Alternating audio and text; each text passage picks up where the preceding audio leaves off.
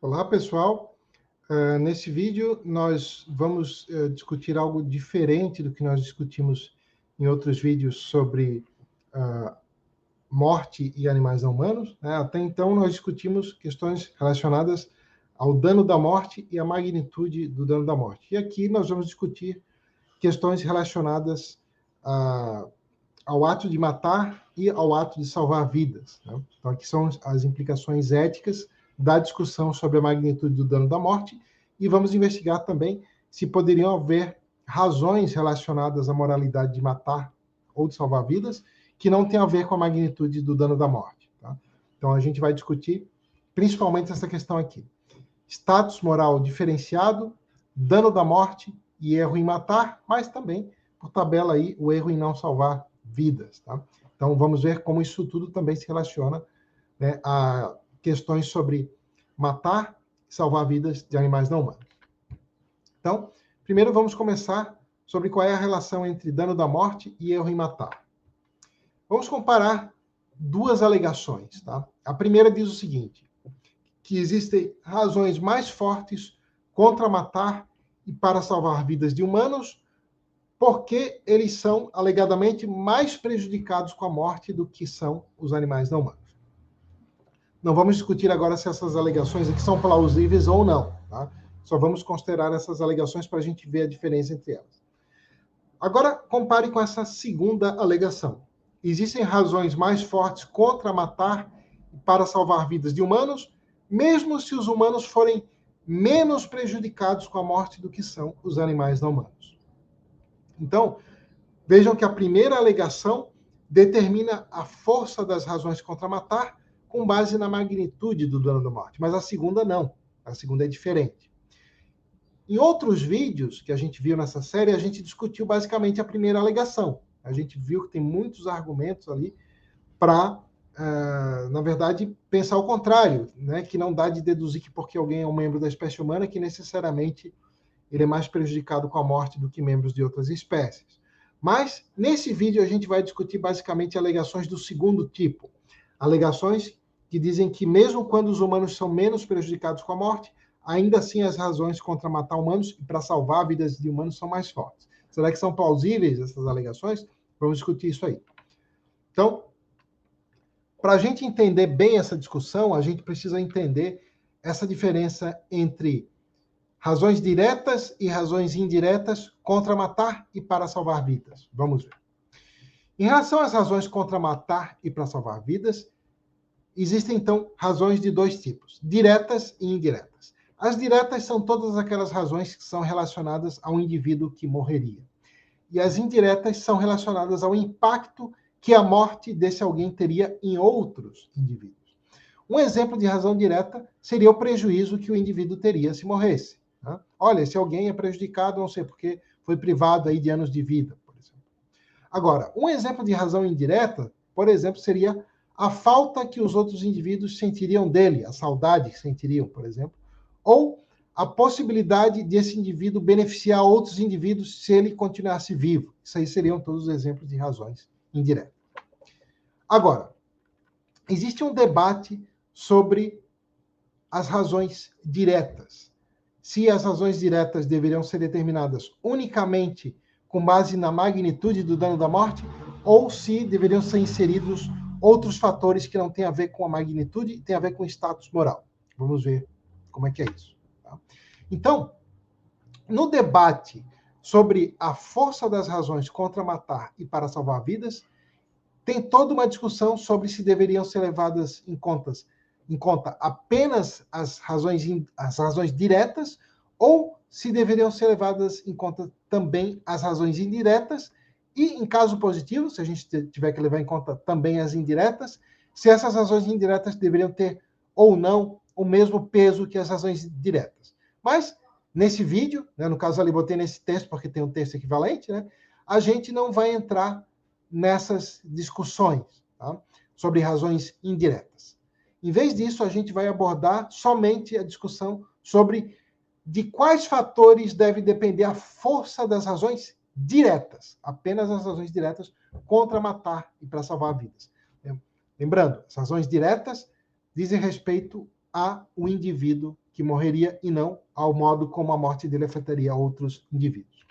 Então, de um lado, tá, nessa discussão sobre do que deve depender as razões diretas, temos dois tipos de tese, tá, que eu estou agrupando aqui várias visões. De um lado, a gente tem a tese da magnitude. A tese da magnitude defende que as razões diretas contra matar e para salvar vidas devem depender unicamente da magnitude do dano da morte. Isto é, segundo a tese da magnitude, quanto mais alguém for prejudicado com a morte, mais fortes as razões diretas contra matá-lo e para salvar a sua vida. Agora, de um outro lado, tem a tese do status.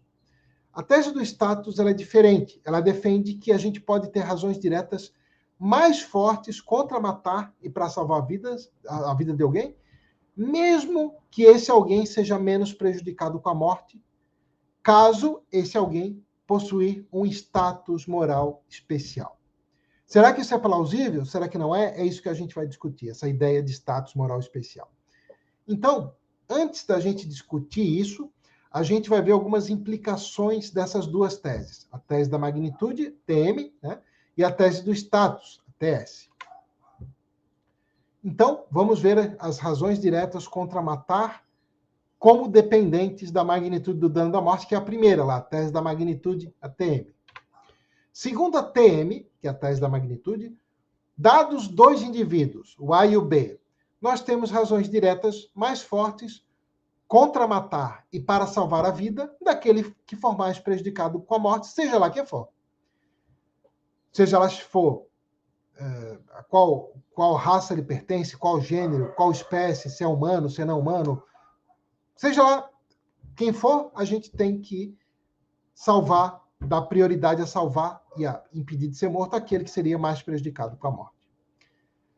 Isso não quer dizer que, segundo a tese da magnitude, não haja razões diretas contra matar e para salvar a vida daquele que for menos prejudicado com a morte.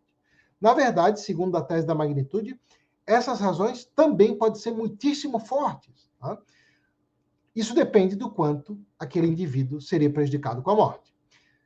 Significa apenas o seguinte, que segundo a tese da magnitude, essas razões contra matar e para salvar a vida daquele que seria mais prejudicado com a morte seriam ainda mais fortes. Mas não quer dizer que aqueles que seriam menos prejudicados com a morte, que essas razões seriam fracas. Poderiam ser apenas levemente, mas não tão fortes. Tá? Mas isso dependeria, né, crucialmente do quanto eles seriam prejudicados com a morte, que é coisa, né, critérios aí, uma série de critérios para avaliar isso, a gente discutiu em vários outros vídeos, né? Não vamos entrar nisso agora. Tá. Agora, vamos ver duas implicações da tese da magnitude. A primeira é a seguinte, comparando-se, de um lado, um humano que tem as capacidades cognitivas de um adulto normal, e, de um outro lado, um humano que carece dessas capacidades, por exemplo, bebês, crianças, ou mesmo adultos, né, que foram vítimas de certas doenças ou acidentes que impedem eles de ter essas capacidades. Se o humano que carece dessas capacidades for mais prejudicado com a morte do que o humano que tem essas capacidades, aí vai depender de como medir a magnitude do dano da morte, mas vamos supor que a gente concluiu isso, que a gente escolheu lá os melhores critérios e concluímos que esse humano que carece dessas capacidades, não sei, um bebê, uma criança, ele é mais prejudicado com a morte do que um adulto. Então, segundo a tese da magnitude, as razões diretas para salvar esse humano que não tem essas capacidades ou contra matá-lo são mais fortes, né, do que para salvar o humano que tem aquelas capacidades. Tá? Agora vamos ver uma segunda implicação. E a segunda implicação é a seguinte. Se a gente comparar, de um lado, um animal não humano e do outro, um humano, e vamos supor que a gente conclui que, naquele caso, o animal não humano é mais prejudicado com a morte do que o humano, então, segundo a tese da magnitude, a gente tem razões diretas mais fortes contra matar e para salvar a vida do animal não humano. Basicamente, né, o que temos que concluir é que, segundo a tese da magnitude, que ela é uma tese sobre as razões contra matar e para salvar vidas. Ela não é uma tese sobre como medir a magnitude do dano da morte. Isso aí é feito por outras teorias. Segundo a tese da magnitude, a força das razões contra matar e para salvar vidas depende só da magnitude do dano da morte. Não depende de nenhum outro fator. Não depende da espécie, não depende das capacidades, desde que isso não influencie, é claro, na magnitude do dano da morte. Agora vamos comparar com as implicações de abordagens centradas em status moral privilegiado, que é a TS, é outro tipo de teoria que a gente viu. Tá? Então, a gente vai ver um exemplo de abordagem centrada em status moral privilegiado. Então, algumas pessoas acreditam que as razões diretas contra matar e para salvar as vidas de humanos adultos normais são mais fortes, mesmo quando eles forem menos prejudicados com a morte. E essa visão é comumente defendida, alegando-se que humanos adultos normais possuem um status moral especial, que é normalmente chamado de dignidade, tá, na teoria ética. E eu peguei aqui como exemplo uma teoria desse tipo, que é a abordagem de duas camadas, né? No nome original é Two-Tiered Account, que foi proposta pelo Jeff McMahon, né, no livro The Ethics of Killing, que, se não me engano, é de 2002. E a gente vai abreviar ela aqui como TTA, né, que é Two-Tiered Account. Essa abordagem, então, ela faz uma distinção entre o erro em matar seres que são capazes de autonomia, que seriam os humanos adultos normais, e os seres que não são, que entraria aí não só os animais não humanos, mas todos os humanos até certa idade, né? E aqueles humanos que também já são adultos, mas têm alguma doença ou foram vítimas de algum acidente que os impossibilitaram de ter a capacidade para a autonomia. Então, a TTA, ela defende 4 teses, e eu botei elas aqui listadas para a gente entender o que essa teoria propõe. Segundo a TTA, o erro em matar seres incapazes de autonomia, sejam lá se forem animais não humanos ou humanos, depende do quão prejudicados eles são com a morte. Então, a TTA, ela aplica a TM para esses seres. Ou seja, ela aplica a tese da magnitude. Olha, o erro em matar esses seres e as razões para salvá-los depende da magnitude do dano da morte, portanto, o erro em matar esses seres e as razões para salvá-los varia em grau, porque a magnitude do dano da morte varia em grau. Agora, a segunda tese, defendida pela TTA, diz que o erro em matar agentes autônomos, que no caso são os humanos adultos normais, né? Não é qualquer humano adulto, os humanos adultos que são capazes de autonomia, que o erro em matar esses agentes não depende do quão prejudicados eles são com a morte, e sim depende do respeito pela sua dignidade. Isso implica na chamada tese do erro igual. O que diz essa tese? Que esses indivíduos possuem dignidade porque eles são capazes de tomar decisões autônomas. Essa capacidade, a capacidade de tomar decisões autônomas, capacidade para autonomia, também varia em graus, mesmo entre os humanos adultos normais. Uns têm maior capacidade para isso, outros têm menos. Mas, de acordo com a tese do erro igual, essa ideia de dignidade, que existe por conta da autonomia, nessa teoria, ela é um trunfo. O que isso quer dizer? Que ela não admite graus. É como um coringa no baralho. Todos os que têm dignidade têm ela igualmente. A dignidade é uma ideia que ela não é mensurável em termos de tamanho. Então, segundo a TTA, por causa disso, o erro em matar agentes autônomos não varia em grau. Por quê? Porque ele está fundado no respeito pela sua vontade autônoma de não querer morrer. Isso também varia em graus, mas a ideia de dignidade não. Terceira característica, terceira tese defendida pela TTA é a seguinte. Bom, essa terceira tese ela se desdobra em 2 variantes. Tem a variante total e a variante com limite. Tá? Segundo a variante total da TTA, o erro em matar um agente autônomo é sempre maior do que o erro em matar um ser incapaz de autonomia. Seja lá se for um animal não humano ou um humano até certa idade. Não importando o quão mais este ser que não tem autonomia seja prejudicado com a morte. Então, segundo a variante total da TTA, se você tem, por exemplo, um animal não humano que ele é prejudicado com a morte em, sei lá, 1 milhão de vezes mais do que determinado humano, tá? Ainda assim, segundo essa variante total, o erro em matar um humano seria mais grave. Vejam, no momento não estamos avaliando se essa tese é plausível ou não, só estamos descrevendo essa tese para a gente entender o que a teoria defende. Agora, tem uma outra variante, que é a variante com limite da TTA. Essa variante com limite, ela defende que esse trunfo da dignidade, o coringa, se aplica só até certo ponto. Então, dependendo, segundo essa variante com limite, dependendo do quão mais o ser incapaz de autonomia seria prejudicado com a morte, aí o erro em matar o ser incapaz de autonomia poderia ser maior. E o erro também em não salvar a vida dele. Tá? Então, basicamente, é isso, né? A variante total diz que o trunfo é absoluto e a variante com limite diz que o trunfo se aplica só até certo ponto. E isso vai desdobrar numa quarta tese também, que vai ter também a diferença entre a variante total e a variante com limite. Segundo a TTA, é correto matar seres incapazes de autonomia se essa for a única maneira de salvar um ou mais agentes autônomos. Tá? Ou para salvar um número suficientemente grande de seres incapazes de autonomia. Mas, segundo essa tese, segundo a TTA, não é correto fazer o mesmo com agentes autônomos. Tá? Então, novamente, vamos supor que a única maneira de salvar agentes capazes de autonomia seja matar animais não humanos ou crianças humanas. Segundo a TTA, isso seria correto, tá? Mas não seria correto fazer o mesmo com agentes autônomos. Tá? Então, agora, novamente, aqui vai ter uma diferença entre, dependendo de se a gente está trabalhando com a variante da TTA total ou com limite, porque o trunfo da dignidade dos agentes autônomos vai se aplicar totalmente ou somente até certo ponto. Por exemplo, de acordo com a variante total, é sempre errado matar um agente autônomo, mesmo se isso for a única maneira de salvar todos os outros agentes autônomos do universo, vamos supor.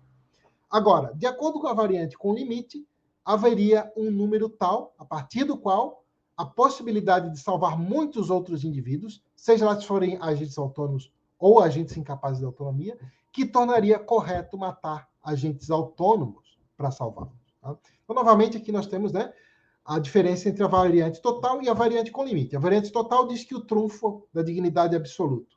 A variante com limite diz que esse trunfo ele se aplica até certo ponto, mas dependendo do quanto os indivíduos daria de salvar, né, teria justificativa para violar a dignidade. Bom, agora, né, até então, nós só descrevemos essas diferentes visões. Agora nós vamos discutir. Será que são plausíveis essas 4 teses da TTA? Isso, então, a gente vai discutir no item 7, 8 e 9. Mas estamos ainda no item 5. Né? Então, no item 6, a gente vai primeiro discutir o seguinte. Vamos supor que essas 4 teses da TTA sejam plausíveis. Eu não estou dizendo que são. Depois a gente vai avaliar nos itens 7, 8 e 9. Mas vamos supor que fossem, ou que sejam. Tá?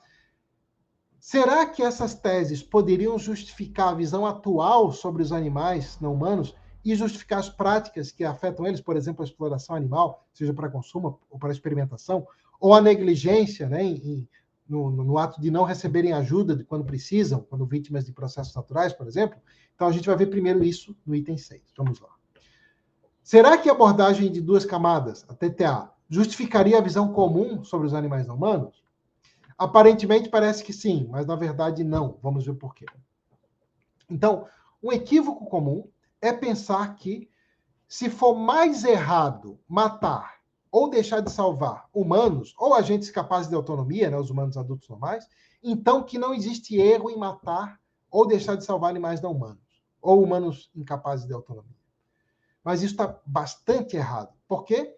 Porque do fato de um ato ser mais errado do que outro, por exemplo, do fato do ato A ser mais errado do que o ato B, isso não mostra que o ato B não é errado. Pode ser que o ato B seja ainda muitíssimo errado, apenas levemente menos errado do que o A. Então, você mostrar que uma coisa é mais errada do que outra não mostra que a outra está correta. Tá? Isso é um ponto simplesmente de lógica. Então, ao contrário do que poderia pensar inicialmente, a TTA não poderia justificar, por exemplo, a experimentação animal, muito menos o consumo de animais ou outras formas de exploração animal. Por quê? Parece que, aparentemente, a primeira vez que a gente lê as teses, então que ela justifica a experimentação animal. Não é assim. Vamos ver por quê. Ó, vamos lembrar que a tese número 4 da TTA, ela defende o seguinte, que é justificado matar seres incapazes de autonomia, apenas se essa for a única maneira de salvar outros indivíduos. O consumo de animais, obviamente, não é sobre salvar vidas, uma vez que a gente consegue suprir as nossas necessidades nutricionais com vegetais. Então, ela não poderia justificar a exploração animal para consumo. Agora, quanto à experimentação animal, a gente tem que lembrar o seguinte: boa parte da experimentação animal não é feita com o objetivo de descobrir medicamentos. Então, já descarta tudo isso. Agora, mesmo em relação àquela parte da experimentação animal que é feita visando descobrir medicamentos ou vacinas, não tem como se mostrar que os mesmos benefícios não poderiam ter sido obtidos sem usar animais. Inclusive, poderia ser que não usar animais fosse mais eficiente em obter esses mesmos benefícios. A gente só saberia isso se a mesma quantidade de recursos tivesse sido investida nos dois tipos de métodos durante a mesma quantidade de tempo. Nos métodos que usam animais e nos métodos que não usam. Mas o que acontece é que ao longo da história, e até hoje, os métodos que usam animais recebem uma quantidade de recursos muitas vezes maior do que os que não usam. Então, não dá de dizer que usar animais é a única maneira de salvar outros indivíduos. Tá? Então, por isso que a TTA não aprovaria a experimentação animal, nem mesmo se a TTA tivesse correta. Bom, agora, quanto a salvar vidas, o que a TTA defende? Defende apenas que é ainda mais errado não salvar vidas de agentes autônomos, de humanos adultos normais. Mas ela pode reconhecer ainda que é muito errado não salvar as vidas de animais não humanos, ou de humanos incapazes de autonomia, incluindo aí os animais que estão na natureza, né, quando são vítimas de processos naturais. Uma prova de que a TTA tem essa implicação é que o próprio Jeff McMahon, que é o criador da TTA, né, ele defende intervir na natureza para ajudar os animais que estão sofrendo lá e são vítimas de processos naturais. Então, ele é um proponente da TTA e ele reconhece que a própria visão dele ainda tem que reconhecer fortes razões, né, aí, contra explorar os animais e também para salvar as vidas dos animais, mesmo quando o dano que os afeta não decorre da exploração. Tá? Então, algumas pessoas às vezes defendem a TTA achando que isso vai justificar a exploração animal, que vai justificar a negligência em relação a salvar os animais, mas não é assim. Tá? O próprio autor da TTA enfatiza que não é assim. Bom, agora, nada do que a gente viu até agora implica que a TTA esteja correta. Então, o que a gente viu quer dizer apenas o seguinte: mesmo que a TTA tivesse correta e que fosse mais errado matar ou deixar de salvar os humanos capazes de autonomia, isso ainda não justificaria as práticas comuns de matança de animais não humanos e a prática comum de negligência em relação a salvar as vidas deles. Tá? Agora sim, então, a gente vai discutir alguns problemas com as teses da TTA. Então, vamos lá. Primeiro, o quanto devemos confiar em intuições? Aí alguém pode perguntar assim, mas o que intuições tem a ver com a TTA? Né? Já vamos ver. Como a gente viu, a TTA defende o seguinte, defende que sempre, ou geralmente, dependendo da variante, ali a gente viu, né? É mais errado matar agentes autônomos, mesmo quando eles forem menos prejudicados com a morte. Isso é uma tese comum a todas as variantes, né, da TTA. Entretanto, cabe aos proponentes da TTA explicarem o porquê disso. Porque eles estão abrindo uma exceção àquele princípio geral de que a gravidade do dano da morte é um dos fatores que determina a gravidade do erro em matar. Ou seja, eles estão abrindo uma exceção ao princípio geral de que a gravidade do erro em matar depende do quanto a vítima é prejudicada com a morte. Eles estão dizendo, olha, esse aqui ele é menos prejudicado com a morte, mas ainda assim é mais errado matá-lo porque ele é um humano capaz de autonomia. Bom, então tem que se justificar. Por que abrir essa exceção para os seres capazes de autonomia? Por que eles têm esse trunfo? Isso tem que ser justificado, não pode ser assumido assim do nada. Né? Isso que eu falei, isso por si só não mostra que a TTA está errada, tá?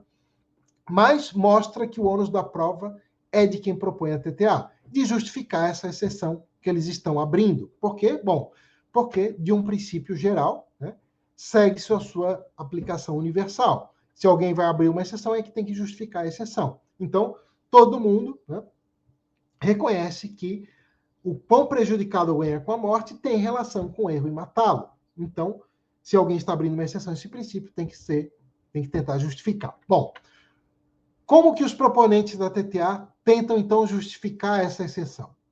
Defendem que é porque os agentes autônomos possuem lá o trunfo da dignidade, que a gente viu, e que esse trunfo da dignidade existiria em virtude da própria capacidade deles para a autonomia. Mas a gente pode questionar essas teses. A gente pode perguntar o seguinte: por que a capacidade para a autonomia geraria um trunfo?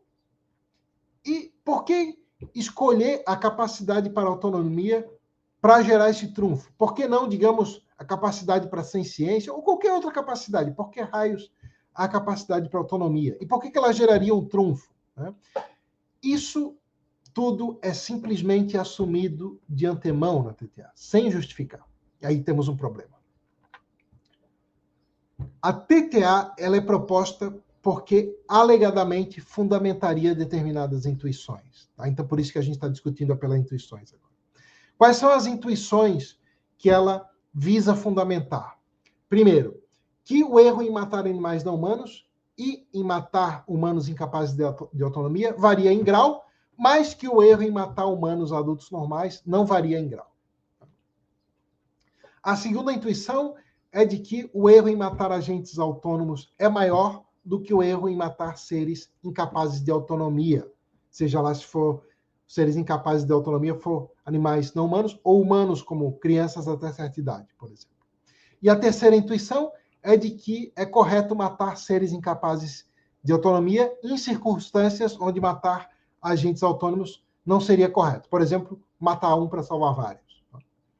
Então, segundo a TTA, é defendido que essas intuições podem ser todas fundamentadas, postulando-se que os agentes autônomos possuem o trunfo da dignidade e que essa dignidade, por sua vez, surgiria da própria capacidade para a autonomia.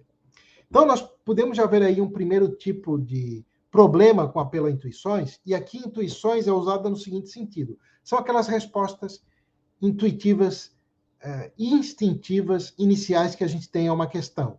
Tá? Bom, tem todo um problema aí de por que confiar em respostas que são automáticas, assim a gente vai ver, né? Isso pode ser só fruto de um preconceito, mas tem outro problema grave aqui, que é o seguinte: essas três intuições, tem muita gente que não tem essas intuições. Na verdade, parece que tem muito mais gente que tem as intuições opostas. Mas o fato de ter uma pessoa que não tem essas intuições já coloca um problema para o apelo a intuições, porque daí como se diria que aquela pessoa está errada, se tudo que a gente tem é apelar à nossa própria intuição? Então, por exemplo, tem muitas pessoas que não têm essa intuição de que o erro em matar agentes autônomos não varia em grau. Tem muita gente que não tem essa intuição de que matar agentes autônomos é pior do que matar seres incapazes de autonomia, e por aí vai. Tá? Então, por vezes, né, muitas vezes, os proponentes dessa visão tratam essas intuições como se elas fossem universais. Elas não são. Tá? Então, esse é um grande problema com apelo a intuições. Se tem uma pessoa que não tem aquela intuição, ou tem a intuição contrária, já fica muito difícil fundamentar por que aquela intuição vale e a do outro está errada. Né? Mas tem um problema mais grave ainda. Vimos que os proponentes da TTA postulam que os agentes autônomos possuem o trunfo da dignidade e que essa dignidade surge do quê? Da própria capacidade de eles serem agentes autônomos. Só que esse postulado ele não é fundamentado de maneira independente. Aquilo que fundamenta esse postulado é simplesmente o fato dele estar de acordo com aquelas intuições. Mas então, a TTA é claramente circular. Ou seja, o postulado ele entra em cena para fundamentar aquelas intuições, mas o próprio postulado é fundamentado naquelas intuições. Então, assim, eles perguntam, ora, por que essas intuições estão corretas? Olha, porque dá de fundamentar elas com o postulado da autonomia, da dignidade que surge da autonomia. Tá, e por que esse postulado está correto? Porque ele fundamenta aquelas intuições. Então, estamos diante de um argumento circular que comete petição de princípio. Então, além dessa evidente circularidade, a gente deve levar em conta seriamente a possibilidade de que essas intuições, essas 3 intuições aqui, são tendenciosas, que elas são frutos de atitudes, né, arbitrárias. Então, a gente vai ver mais sobre isso a seguir. Como que a gente testa intuições, né? Então, estamos utilizando aqui intuições, a palavra intuições, no sentido em que é usado em ética e em filosofia política, em filosofia em geral. São aquelas respostas, né, que elas são aquelas primeiras respostas que a gente tem, que elas são automáticas. Tá? É diferente, por exemplo, de intuições como são chamadas nas teorias fundacionalistas, né, que é o primeiro princípio do qual derivam todos os outros. Tá? Em um certo sentido, às vezes as coisas coincidem, mas nem sempre. Pode ser que várias dessas intuições que são respostas automáticas, que elas sejam derivadas, que elas não sejam primeiros princípios. Bom, a gente não precisa entrar nessa discussão para entender o que a gente vai abordar aqui. Tá? Então, o McMahon, né, que é o proponente, criador, né, o maior proponente da TTA, ele afirma que a coerência entre várias crenças aumenta as razões para a gente pensar que cada uma dessas crenças está justificada. Ou seja, que elas se reforçam pelo seu apoio mútuo. Então, temos aí uma teoria coerentista, né, da justificativa. Então, nenhuma dessas crenças, intuições é justificada de maneira independente, mas uma apoia a outra e elas formam parte de um sistema coerente e elas se reforçam pelo seu apoio mútuo. Bom, qual é o problema com esse tipo de justificativa? É que qualquer conjunto de intuições que não sejam contraditórias entre si, elas podem se reforçar mutuamente e ainda assim pode ser que elas sejam arbitrárias, tendenciosas, pode ser que elas partam de fatores moralmente irrelevantes e por aí vai. Então, o simples fato de as crenças formarem um conjunto coerente entre si não mostra que elas são necessariamente plausíveis. E isso o próprio McMahon reconhece. Tá? Então, para evitar esse problema, que é reconhecido pelo McMahon, ele defende que as intuições justificadas são aquelas que sobrevivem ao que ele chama de processo de filtragem. Que esse processo de filtragem vai eliminar as intuições que são, primeiro, produto óbvio de alto interesse, né?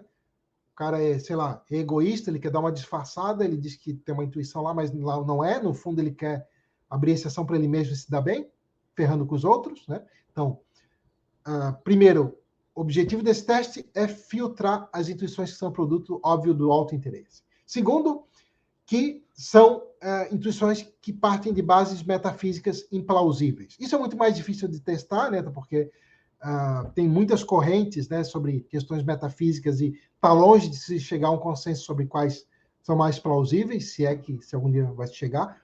Sobre qualquer questões metafísicas, né? Por exemplo, teoria da identidade de um indivíduo, sobre a causalidade, né, dos eventos, ou sobre passagem do tempo, ou sobre determinismo versus livre-arbítrio versus compatibilismo, etc. Isso é muito mais difícil de testar, não sei como o McMahon testa, mas enfim, é um dos critérios que ele lista.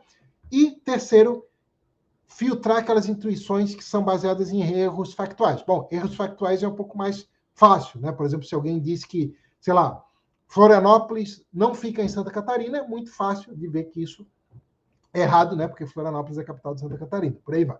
Bom, então, o McMahon também reconhece que para um princípio dar suporte a uma ou mais intuições, ele precisa ter credibilidade independente. E não que o princípio vai ser aceito apenas porque fundamentaria aquelas intuições. Isso parece que é um pouco diferente do que ele propõe na TTA, porque isso foi proposto em um outro artigo posterior de 2013, que é sobre o apelo a intuições. Tá? É um texto sobre justificativa em ética. Está listado aí nos textos que está nas referências também, está lá na bibliografia. Tá? Então, o objetivo desse teste de filtragem, segundo o McMahon, é transcender os nossos pontos de vista subjetivos e alcançar o maior grau possível de quê? De objetividade e de imparcialidade. Então, esse teste do McMahon, eu pessoalmente considero muito bom. Os critérios ali, acho que são muito plausíveis. São bons critérios para testar intuições. Só que, agora, Até então estávamos reconstituindo a posição do McMahon. Daqui para frente é eu analisando. Eu acho que a TTA não passa nesse teste de filtragem por uma série de razões que eu vou tentar explicar por quê. Tá? Vimos que o objetivo principal é alcançar o maior grau de objetividade e de imparcialidade com esse teste. E eu acho que certamente a TTA não passa num teste de uma perspectiva imparcial. Ela seria veementemente rejeitada de uma perspectiva imparcial. Então, nós vamos ver isso, algo sobre isso a seguir. Tá? Então, o que eu vou defender aqui é que nós temos que nos basear unicamente na tese da magnitude, ou seja, as razões contra matar, as razões para salvar a vida, a força dessas razões depende unicamente do quanto o indivíduo é prejudicado com a morte. Seja lá se é humano, se é não humano, se tem autonomia, se não tem, nada disso importa o grau de magnitude do dano da morte. Não existem, o que eu vou defender que não faz sentido a ideia de trunfos, a ideia de hierarquias de status moral. Tá? Então vamos ver. Será que a abordagem de duas camadas, a TTA, passa no teste da imparcialidade? Acho que não. Por quê? Bom, para a gente saber, né, a gente precisa saber o seguinte: como que a gente sabe se uma decisão passa no teste da imparcialidade? Tá? Bom, um método que é bastante utilizado, né, quem estuda aí teoria de justiça vai conhecer muito bem esse método, tá? Consiste em imaginar se nós consideraríamos a decisão em questão justa se a gente não soubesse que posição a gente ocuparia entre os afetados por ela. Tá? Esse método, ele foi... A maioria das pessoas conhece esse método por conta de uma teoria da justiça, do John Rawls, né, do questão lá da posição original, do véu da ignorância, mas, na verdade, esse método foi proposto inicialmente pelo John Harsanyi, num artigo de 1955. Né? E, posteriormente, né, um método muito, muito similar foi utilizado lá pelo John Rawls, né, numa teoria da justiça, que se tornou aí, né, a obra mais influente, né, de teorias de justiça aí dali para diante, né, em 1971. Bom, basicamente, do que consiste o método? Né? Em imaginar agentes racionais, ou seja, não são agentes loucos ou tolos, né? E eles são autointeressados. Eles buscam maximizar da maneira mais eficiente possível o seu próprio bem-estar. Nós temos que imaginar, então, agentes racionais e autointeressados que visam, então, maximizar o seu próprio bem-estar, mas não nasceram ainda no mundo em que viverão. Então, essa é chamada lá, pelo Rawls, de posição original. Nessa posição original, esses agentes precisam decidir quais princípios morais e políticos vão vigorar nesse mundo futuro. Só que eles precisam decidir isso por trás, então, de um véu da ignorância, onde eles não sabem quais características eles vão ter depois de nascerem. Não vão saber sua raça, seu gênero, sua nacionalidade, se eles vão nascer em famílias ricas ou pobres, se eles vão nascer saudáveis ou com alguma doença, quais talentos eles vão ter, quais dificuldades eles vão ter, etc. Tudo isso vai ser o quê? Sorteado. Não depende de mérito ou demérito, não depende unicamente da sorte ou do azar. E, por trás do véu da ignorância, eles não vão poder saber nada sobre fatores que dependem da sorte e do azar. Então, tem iguais probabilidades desses agentes nascerem como quaisquer um dos indivíduos do mundo futuro. Então, a ideia básica, né, do experimento do véu da ignorância é que aquilo que agentes racionais e autointeressados considerassem justo ou injusto sob essas condições seria, de fato, justo ou injusto, porque eles não estariam em condições ali de tentar favorecer a si próprios, né, de maneira ali tendenciosa, porque eles não saberiam qual dos indivíduos serão. Então, a ideia ali do Rawls é que por trás, né, do véu da ignorância não seriam tolerados discriminação com base na raça, no gênero, e que seria feito algo para diminuir ali, né, as discrepâncias de níveis de desigualdade, por exemplo. Né? Que ele propõe lá o princípio do maximin, que é maximizar, né, o nível mínimo, dar prioridade a quem está em situação pior, e por aí vai. Né? Então, por vezes, né, e essa era a visão do próprio Rawls, é defendido que esse método só é aplicável para as nossas decisões que afetam os seres que possuem um senso de justiça. Né? Então, segundo essa visão, esse método não é aplicável às nossas decisões que afetam os animais não humanos ou que afetam os humanos que são incapazes de entender esse método, né, e ter um senso de justiça, como os bebês, as crianças e os adultos até, né, que têm alguma doença que causa algum impedimento cognitivo ou foram vítimas de algum acidente, assim. Bom, em outro vídeo a gente já discutiu sobre isso, né? A gente viu que tem vários outros autores, né, como por exemplo o Mark Rowlands, o Donald van der Veer, que defenderam que não, né, que na verdade a verdadeira justiça tem que esconder na posição original a espécie a qual a gente pertenceria. Então, a gente teria iguais probabilidades de ter que se imaginar, né, como tendo iguais probabilidades de nascer como qualquer animal não humano no mundo. Né?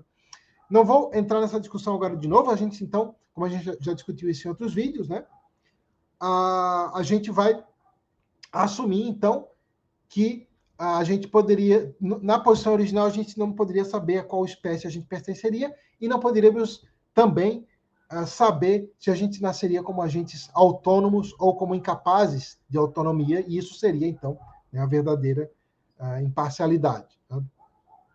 Bom, depois eu vou deixar na descrição do vídeo aqui também outro texto explicando, né, por que o experimento mental do véu da ignorância tem que incluir, né, todos os seres sencientes e não apenas os seres capazes de autonomia. Então, no que se segue, então, vai ser mantido que uma maneira da gente testar se a TTA passa no teste da imparcialidade é imaginar se agentes racionais e autointeressados considerariam a TTA justa se houvesse a possibilidade deles nascerem como seres que não desenvolveriam autonomia. Então, vamos lembrar que, de acordo com a TTA, por vezes ou sempre, dependendo da variante, se é a total ou com limite, as razões contra matar seres incapazes de autonomia são mais fracas, mesmo quando eles são mais prejudicados com a morte do que os seres capazes de autonomia. Sendo assim, parece que quanto maior a probabilidade de agentes racionais e autointeressados virem a ser sorteados para nascerem como seres incapazes de autonomia, após o véu da ignorância ser levantado, mais fortemente eles rejeitariam a TTA. Porque, lembrando, são agentes racionais e autointeressados. Então, como eles são autointeressados, eles não vão querer se dar mal. Como eles são racionais, eles não vão apostar, correr o risco de uma coisa que é muito improvável de acontecer. Então, no mundo real, a probabilidade desses agentes na posição original virem a ser sorteados para nascer como seres incapazes de autonomia seria gigantesca, seria quase certeira, na verdade. Porque a quantidade de animais não humanos é astronomicamente maior do que a quantidade de humanos. Só para a gente ter uma ideia. A população humana gira em torno de 8 bilhões de indivíduos. De acordo com algumas estimativas, em um dado momento, a população de animais não humanos, sencientes no mundo, estaria entre 1 e 10 quintilhões. Na verdade, pode muito bem passar disso, tá? Mas vamos chutar por baixo. Essa diferença de tamanho, ela é gigantesca. Ela é tão astronômica que é difícil a gente visualizar ela. E a gente pode visualizar com uma analogia. Vamos supor que a gente some a população de animais humanos e de animais não humanos. E que isso vai ser o equivalente a um ano. O quanto desse um ano seria a população humana? 0,25 segundos. Essa que é a diferença entre 1 quintilhão e 8 bilhões. Tá? Não é 0,25% do ano, é 0,25 segundos. Todos os outros segundos desse dia e todos os outros dias do ano seriam os animais não humanos. Então, a chance de alguém ser sorteado por trás, depois que o véu da ignorância fosse levantado, para ser um agente incapaz de autonomia, seria quase certeira. Então, parece que agentes racionais e auto-interessados rejeitariam fortemente a TTA sob o véu da ignorância. Então, isso parece sugerir que a intuição de que seres capazes de autonomia devem possuir um status especial não passaria no teste da imparcialidade.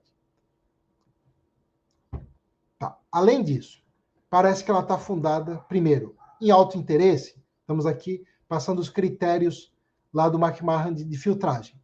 Por que parece que ela está fundada em autointeresse? Porque no mundo real a gente sabe que a gente é capaz de autonomia. A gente sabe que a gente não vai ser ferrado pela TTA.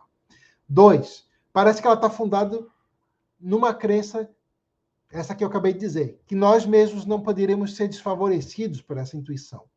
Mas isso é um erro factual. Por quê? Bom, porque cada um de nós pode vir a deixar de ter a capacidade para autonomia. Por exemplo, caso uma doença ou um acidente venha afetar nossas capacidades cognitivas.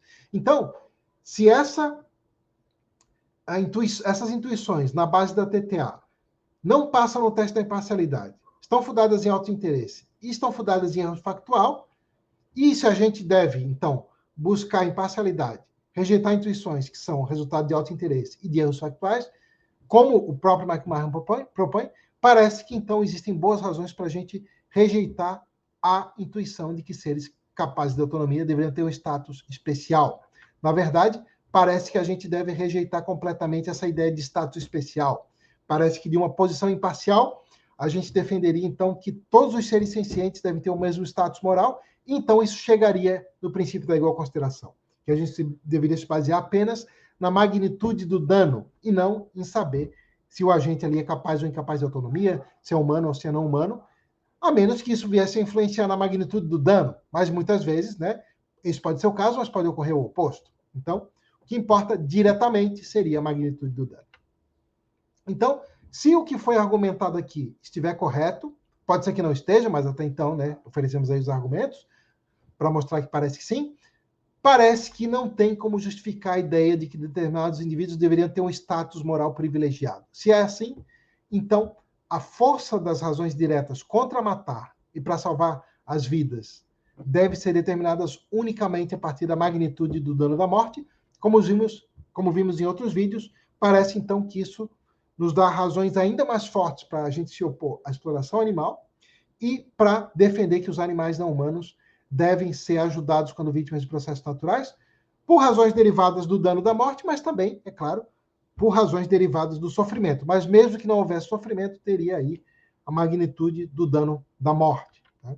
E com esse vídeo, nós fechamos essa série, né, de 8 vídeos sobre o dano da morte para os animais não humanos e sobre as razões contra matar e para salvar as vidas de animais não humanos. Esperamos que vocês tenham gostado do conteúdo. E fica como sugestão final, né, além de vocês refletirem seriamente sobre isso tudo, de aplicar isso na prática depois, e de, é claro, questionarem e nos avisarem se virem algum erro, né, no nosso raciocínio. A gente está sempre, né, percebendo novos erros e reformulando as nossas posições, isso é muito importante também. Por favor, nos avisem. Né? Inclusive, por exemplo, no outro vídeo que a gente apresentou aqui a fórmula para calcular a magnitude do dano da morte segundo o prioritarismo, né? Essa fórmula, né, que foi de uma pessoa que fez o curso, né, o Aloysio, ela surgiu de uma correção que ele próprio fez numa fórmula inicial minha que estava errada. Né? Então, vale muito a pena vocês darem esse feedback também de vocês. Se vocês verem que algum argumento não funciona, por favor, nos avisem. Né? Então, o que nós queremos aqui é fazer o raciocínio mais honesto, né, que nós conseguimos fazer.